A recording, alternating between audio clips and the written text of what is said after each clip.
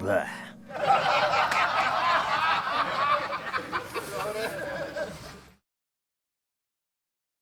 What's up? We're ready for another dose of 31 Days of Halloween. This is what's known as a Shudder original. It's called Who Invited Them? Written and directed by a guy named Duncan Birmingham. Starts off with a couple, Adam and Margo. They just moved into their brand new posh Hollywood Hills mansion. No, I mean, I don't know what kind of house it is. Fancy Hollywood house, basically. And they invite all their friends over, and we start to see some of the issues with this couple. They have a kid who's over on a sleepover, so it's just them with their adult friends having a nice housewarming party. Adam's a bit of a show-off. Margo is a former musician who had somewhat of a successful indie rock band when she was younger. The guests all pile out of the house, and one couple stays behind, and that is Sasha and Tom. And slowly, over the course of the night, they try to drive a wedge between Adam and Margo. The movie itself could almost be like a play. It's 4 people in a house.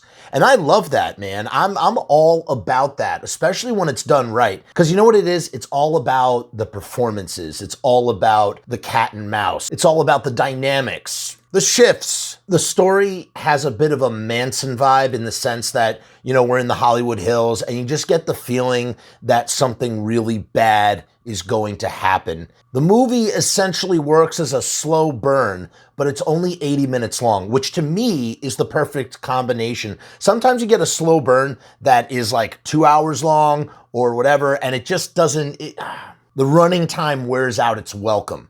But when it's a nice, concise 80 minutes, it works so well. This movie is a testament to that. Eventually, we learn that the reason why Adam was able to afford this very posh, rich house was because there were some grisly murders that had happened some years back. And we get a little bit of the story, a couple of tiny little flashback moments. But what the writer-director utilizes so well is using language, the dialogue, to enhance the grisly nature of the murders that had gone on. We don't really see anything. We don't really see anything super graphic. A lot is left to the imagination. I think we should call it like the Jaws something. There's got to be like a term, like, you know, like less shark. The less shark you see, the scarier it is. It's like, that's what it is. It's the same philosophy. And it works really well in this story. They use words, they talk about how like the bodies were defiled, and it just, using a word like defiled, like you know exactly what that means, you know? So anyway, the couple tries to divide and conquer, the couple that stayed longer. And but the other thing is that Adam and Margo realize that neither one of them invited Sasha or Tom to their house. So that's like the first red flag. And slowly as the night goes on, and you can kind of tell that they have a history with the house. I myself got a feeling that they had a history with the house. That was kind of predictable. As to how they had a history with the house, I wasn't really sure. And then there's also this like B storyline with the kid, and he, you know, has a nightmare, and I don't know.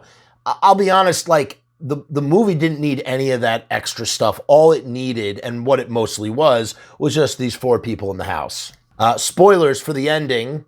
We find out that Sasha and Tom are actually siblings that lived in the house 17 years ago. Their parents were the ones that were murdered, and they were murdered because of Sasha and Tom. They play a game called Bait the Bear.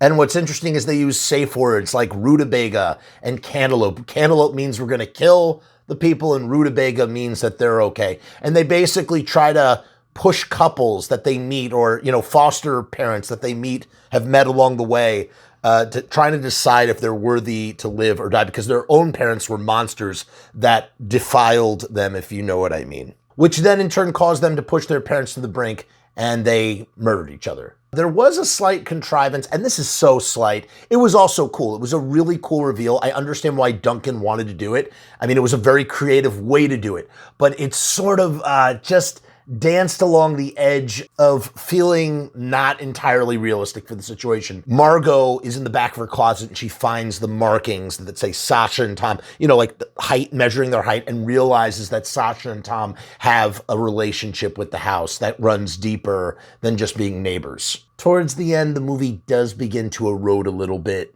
It felt like a train that was going full speed ahead and was slowly running out of places to put the track.